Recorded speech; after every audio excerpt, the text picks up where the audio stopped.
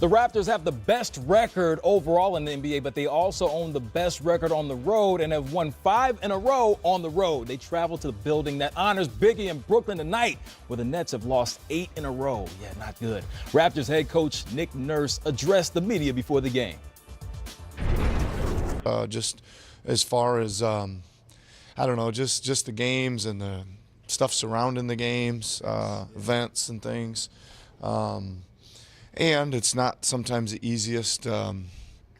This is the greatest city in the world, right? But it sometimes makes it a long day to try to go get 45 minutes of work done, going there and back and stuff like that. So combination of all that stuff, we're just trying to regroup a little bit and save our energy for the game, yeah. What concerns you most about tonight with them? I mean, they play really hard, and they seem to be in a lot of games where they have the lead. Recently haven't been able to hang on, but they play hard. Well, the concern is, probably obvious to all of us here, is this is a good team that their record doesn't indicate how well they've been playing, and that permeates to your team's mindset before the game, and we don't come out and play with energy and focus, right? So, all that being said, I expect us to. I think our team's maturing in that way, that we'll go out and do what we're supposed to do, and it may take us a little while to get going or find the right guys that'll do it or the right combinations to do it. But that's a good thing. I mean, this team's record could very well be 500 or over 500, to be honest, with as well as what they've played, and it just isn't. So that's the biggest concern. Talked a lot about rebounding the past few weeks. I mean, last week you had Tristan. This week Ed Davis does a lot of similar things. They have Jared Allen. And what's the challenge that they bring on the boards? Well, it seems like it's our challenge, right? It doesn't really matter who we're playing. It's up to us now to each night. Teams are going to bring a bunch of guys, and these guys kind of do it as a style of play, right? They're another very analytical team that when they shoot, they're sending more guys to the boards than they are back. It's served them well, and so we've got to do a better job of finishing out possessions. That's kind of what we're talking about. We think we're working really hard on D. We think we're playing really good D, but it doesn't become great defense till you secure the ball.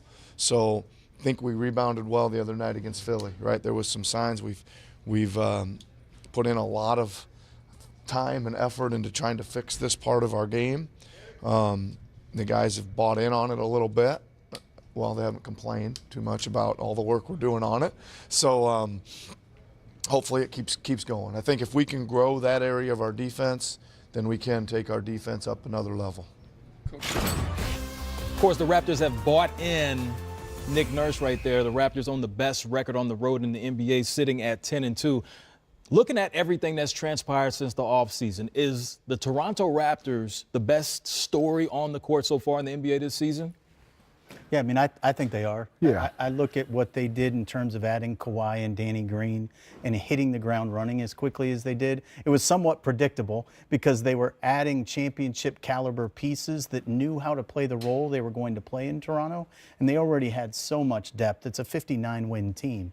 Everybody talks all the time about Kevin Durant joined a 73-win team. Right. Kawhi Leonard joined a 59-win team, and they're veteran championship caliber guys who know how to play that role. And for me, the other great on-the-court story, ironically, with the trade happening tonight, is Milwaukee and Coach Budenholzer's influence there. Yeah, and Griff, I agree with you. I say Toronto. Reason why? Because, yes, a new coach and Nick Nurse. Obviously, Dwayne Casey, Coach of the Year, gets fired.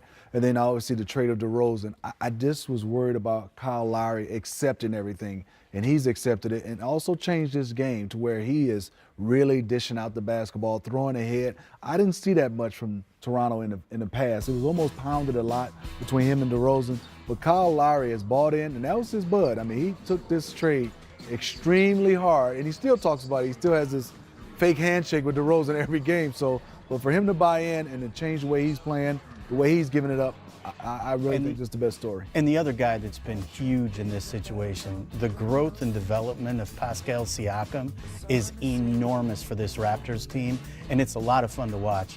The real information is that when he's on the court, Kawhi is at a radically different level than when he's there. And I also think Nick Nurse, able to go to Giannis and also Serge and not start one of them. First it was Serge, and then obviously went with Giannis coming up to Valanciunas. That's huge when guys are used to starting. That's hard for some veterans to take that demotion unless you're a character guy and it's all about winning. So, Griff, Masai Ujiri right now clearly rolled the dice in the offseason. Huge gamble in some people's eyes. But if you're him right now, how happy are you with the result that you see? Yeah, I think Masai and Bobby Webster are thrilled with what's happened. But the reality is this is going to be judged at the end. This is, can we get further in the playoffs? Are we more capable of trying to see this championship nucleus through to the end or not? And if they end up being upset in the second round of the playoffs, then they're going to feel this was not as successful because that's really what they're now judging themselves by. And it's a whole different world when the only thing that's going to mark success for your franchise is a championship or at least making it to the finals. It changes your entire perspective on everything. Championship or bust is going to be interesting. I cannot wait to see, but we're going to take our time and look at the upcoming schedule for the Raptors. Who are they playing over the next week? You mentioned the Bucks, another great story. They go to the Clippers, who've been up and down like the stock market at the top of the Western Conference, then dropping. This is a big time. This is the test right here. This is the one you circle as a team, a veteran team, and his coaching staff and management say, let's see how we handle this one. Wins and losses, yes. But obviously there's going to be some adversity on this trip. We're going to send you west, and oh, by the way, we're going to drop Golden State on you as the second game of a back-to-back. Oh, yeah. Man. Can't wait for this.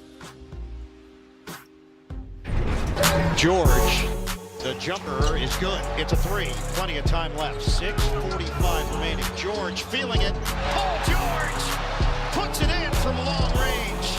Grant ahead for George. Look out. Paul George. The layup goes. Paul George soaring high for the Thunder. George gets around Dinwiddie. Corkscrews in for the bucket.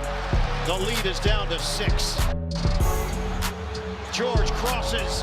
George flips it in. Westbrook, 1-point game. Westbrook tosses. George, pump fake, 3 on the way. Yes! Paul George nails it. Paul George has come up huge for OKC. You know, there were no cupcakes served at the party this offseason when Russell Westbrook held it to announce Paul George was staying. It was all love then. It's still all love now. PG-13 coming off OKC high 47 points, including 25 in the fourth quarter. And a clutch 3 to put the cherry on top. Thunder visit the Bulls, who are trending downwards, clearly in the opposite direction. And they just relieved their coach, and they are moving in the opposite direction. But right now, we'll go to Billy Donovan, the head coach of the OKC Thunder. Well, I think there's, a lot of things to take from the game. One is I give our guys a lot of credit.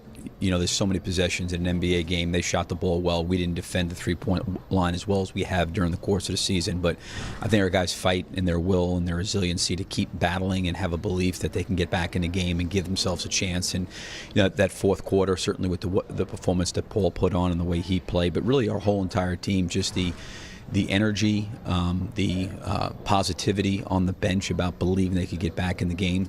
You also take out of it, too, where, Paul's shot doesn't go in or they make a game-winning shot, with 3 seconds to go. It doesn't look like a great comeback. It looks like all the things that we did wrong. So I think you got to find, the positives in what was really, really good about the game. And then you got to really make the corrections that are necessary and learn from the things that we didn't do well.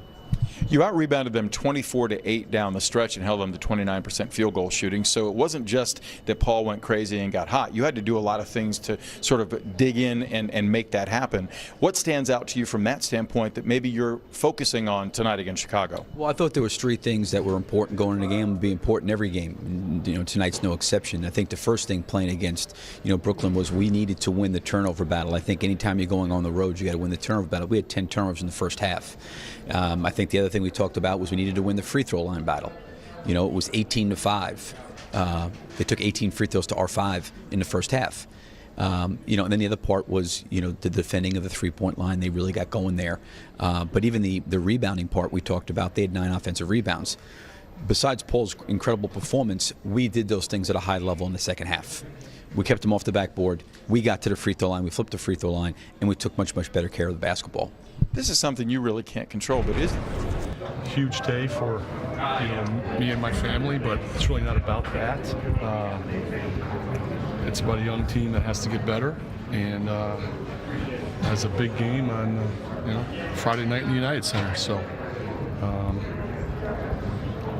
we got to do the basics better, and we got to compete. And we'll see what we do when the lights come on. Jim, same starters as Tuesday night? Yes. For those of us who aren't at shoot around and such, can you update us on Portis and Dunn's injury statuses for tomorrow? They had a good day, and that's about all I got for you. There's a chance they could play tomorrow? They had a good day. I don't know yet, so I'm not trying to be vague. I don't know yet. So Jim, we kind of wait till they respond in the morning. It's one of those type of things. They do their check-in, and then we go from there. So they got through the day and did well, and our shoot-arounds are they're basically live shoot-arounds, so they did well. Jim, did the back-to-back factor in just kind of making sure to be overcautious with them? I mean, you don't want to throw two knee guys out there with back-to-backs. Yes, Joe. Yeah, absolutely. We've kind of been attached at the hip with our medical people, and just talk about it every day. We discuss it, and we'll see where it goes. So thank you. Yeah. Jim, when you're on the road, you said you play a certain style when you're on the road, a little more slower pace. Yeah. So what do you do when you're at home? What I want is a team that can. The good teams I've been a part of, can play fast. They can play slow, but they always play smart. So I don't know if we're going to be a team that plays at an unbelievable pace or doesn't, but what I hope we can do is play winning basketball. On the road, I think you have to have a different mentality. I mean, I was on a 60-win Spurs team, and we were on the road. We played a different mentality. I was with the Rockets with Rudy Tomjanovich, and when we were on the road, we played with a different kind of mentality than we played at home. So I believe in that. I've been a part of it. I've seen it work. I don't know if our team even understands any of that. So this is a new ground for them. But, I have too much respect for the league to think that you can just, not prepare for those type of things and be ready for that. So, so we'll see. We'll see. Jim Boylan right now the head coach of the Chicago Bulls. Starting with the Thunder, who the Bulls play tonight, started the season 0-4. Now they've won 16 of their last 19. It appears that everything is hitting on full cylinders. The last game, you have Paul George going off in the fourth quarter, Russ making all the right plays. When you watch the Oklahoma City Thunder right now, what do you see from that team? Well, two things stick out. They're defending, and they have the capability to defend. And then the second for me is they have a bench now, a reliable bench when you have Dennis Schroeder where he's playing. And then the third thing is, and it's a little thing is, but Dennis Schroeder is making practice better for Russell Westbrook. And people say, what do you mean? Over the years, I've looked at all the backup point guards, and nothing against Raymond Felton and DJ Augustine, but you're better because of practice. You win games because of practice. And I know Dennis Schroeder, the type of attitude that he has, the way he approaches the game, then also it has to be a little bit on his shoulder that he's not starting anymore. He's not a starting point guard. So I'm sure there's some competitive practices with Dennis Schroeder, and I just love the way Jeremy Grant has developed his jump shot and his all-around game as an offensive guy. Definitely made Carmelo Anthony expendable while he ends up going to another team. But Griff, going to the Chicago Bulls, the team still has single-digit wins. They relieved their coach earlier in the week. Number one, why do they do that now? And your thoughts just on the Bulls in general and what they're doing this season? It's fascinating to me, actually, and I think holding Fred Hoiberg responsible for this group, particularly with all the injuries they had, on the one hand is a really unfair thing. On the other hand, I understand why the front office wanted to do it when they wanted to do it. The schedule's getting a little more difficult, and at the same time, you're getting a little more healthy. So you're going to start to sprinkle in some guys that you've been without, and you're going to, and particularly as Markkanen finds his stride, right, you want to know that everyone's being held accountable as you go through this period of time. And if they didn't have a level of comfort with Fred, and whether they should or shouldn't have, we can get into that later. If they didn't have a level of comfort with Fred, they needed to do this. It's incumbent upon the organization to do what they think is best. And in the case of Jim Boylan, you're getting a guy who I have an incredible soft spot for. He was in the video room, won 2 championships with Akeem Olajuwon, actually worked with Akeem on the floor as a development coach. This is a guy who has truly paid his dues, a collegiate head coach at a very high level, and he is a grinder. He's an old school sort of throwback. He's a tough guy. And it reminds me a little bit of Scott Skiles in many ways. He's not going to let very many things slide. And I was actually at one of their practices earlier this year and saw him in full splendor. Jimmy B can coach a little bit, but he's not going to be somebody who takes it easy on guys. Not at all. And I had him at Michigan State. He's, like you said, he's a hard hat grinding guy, and he will challenge you. It won't be anything slipping. So I'm looking forward to him getting his opportunity. Obviously, don't like his expensive Fred Hoiberg, but Jimmy is a guy that I think is going to hold guys accountable. You will see guys at least playing the right way. That might be what the Bulls need right now. Of course, we know that the roster is full of young talent, but full of guys like Marketing. We haven't seen Bobby Portis in a while. Chris Dunn's only played one game so far this season. Like you said, Griff, speaking to your point, these guys are getting healthy. It's time to bring them back. Maybe it's time for a new voice. It's going to be interesting to see. Well, how does this work right here? He's set to be an all-star, Mike Conley Jr., but that might change this season. He's averaging career highs in points and assists. And earlier, he joined Jared Greenberg on 10 Before Tip. For whatever reason, the all-star thing has just never happened. And for once, I just thought, hey, maybe I should let people know that, it does, it is on my agenda. It is something that I really want. The Grizzlies, this year versus last year. Last year, of course, we know they didn't play so well. This year, they're playing a lot better. The numbers say it all right there on the screen. Field goal percentage is better, playing better defense, getting back to that grit and grind mentality that's worked for them so many years. So, Smitty, start with you. You've known Jaren Jackson. I want to start talking about the rookie because you're very familiar with him. You've known him since he was yay high. We'll talk about Conley in a second, but just the rookie's impact so far this season, what he's been able to bring to this team. Well, first of all, he's very talented and he's very young. But I think you also tie that into the veterans in Marc Gasol and Mike Conley. They've had a big hand in this guy being successful. And the reason why I say that, you're only successful as your leaders. That's ownership, management, coaching, and then you got to have that leader on the court. And that's what Mike Conley and Marc Gasol is. And I think when you have leadership on the court, and for a young guy, this is the best possible scenario, I thought, for Jaren Jackson Jr. There was, he was thinking, where is he going, like all young guys. When he landed in Memphis, I said, this is going to be fantastic. One, you have Marc Gasol to learn from, also Marc Gasol to play with. He's a willing passer. And then you have Mike Conley, a quiet leader that understands what goes on off the court and on the court. And that's the reason why they're having success. Will there be a playoff team? We shall see. But they are playing above expectations. And J.B. Bickerstaff, he was one of my coaches when he was coaching with his dad in Charlotte. He's a throwback, old school type of guy. And I love, he doesn't have the shooting of everybody else. So I'm going to go back and play traditional two bigs and see what everybody can play against those guys. You also have Joakim Noah, who has recently joined the team. You talk about the mixture of the youth and the vets. Joakim, I don't know how much he has left in the tank, but it'll be interesting to see going down the stretch. But Griff, Gasol's been steady. Numbers seem to be consistent. Conley, does he truly have a chance to be an all-star this season in the thick Western Conference? Well, if you embrace somebody who is the reason a team wins basketball games, yes, he should be very much in consideration for All-Star. I think what happened during the time that Mike has been injured these past couple seasons and that Gasol was out last year, the game has become so much faster and so much sexier offensively because you got Steph Curry making 38-foot threes off the dribble doing the shimmy shake. You got Russell Westbrook averaging a triple-double. There's real prolific numbers out there now. And Mike Conley historically was not one of those guys. But what he did was he won his matchup on the defensive side of the ball every night. He ran your team. He put you in the most efficient situation, and he was a great leader. Well, those things may not be sexy in terms of checking all the boxes and prolific. Winning games is what you want your point guard to do, and he's like a throwback that way. He's very much an old school guy, and I love the fact that you said earlier they're getting back to grit and grind.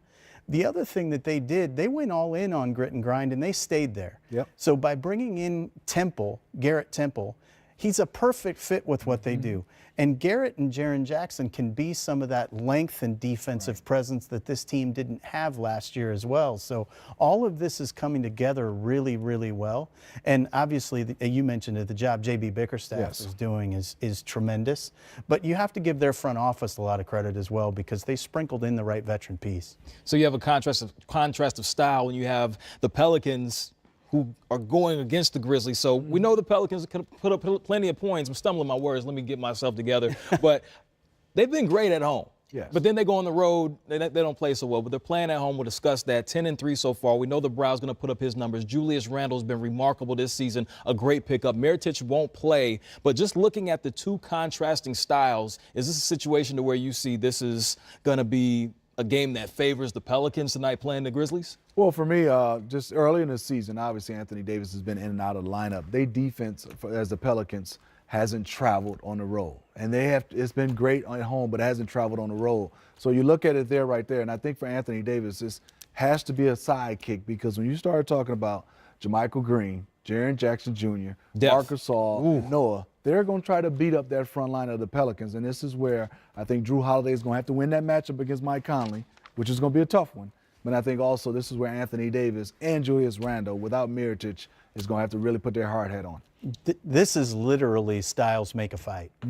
Memphis wants to play literally 8 possessions slower than New Orleans plays. New Orleans is the 3rd fastest team. Memphis is absolutely the slowest paced team in the league. And so when you see this kind of conflict of styles, you always kind of wonder who's going to win out. And you tend to end up erring on the side of grit and toughness. And New Orleans has got to find a way to defend when Julius Randle's on the court. They have really struggled to do that to this point. And that's really going to be the next step in their evolution. Evolution is what we continue to do right here, and I made a mistake right now. So Mirotic is actually going to play tonight. He's missed the last 2 games, but he will be coming off the bench. Okay. So that will help. That will help, because you talked about that the is front huge. court depth that the Grizzlies had. They're definitely going to need all that they can get. Well, and I think for Anthony Davis, the more space you can give him, and I love Julius Randle, he just doesn't get a lot of space with Julius. So when you have a combination of Anthony Davis and Mirotic, then that whole paint is Anthony Davis, and that'll give somebody who's guarding him a tough matchup when you have that much space. Plenty of tough matchups tonight. Let's take you to the screen right now.